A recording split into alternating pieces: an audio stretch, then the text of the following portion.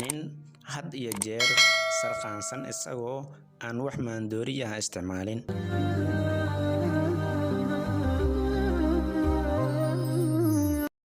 dhakhaatiirta dalka China ayaa waxa ay ku jahwareereen in uu dhashay dalkaasi oo ay sheegeen in uu had iyo jeer sarqaansan yahay isla markaana aan wax maandooriya haba yaraatee uusan isticmaalin.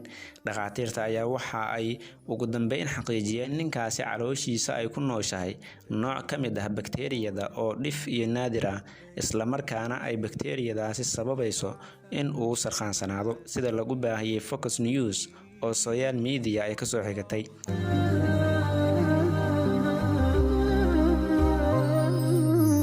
dhakhaatiirta ayaa waxa ay sheegeen in bakteeriyadaasi ay ka dhalato burburin la'aanta cuntooyinka sonkorta qaniga ku ah iyo sidoo kale cuntooyinka karbohaydraytka ah.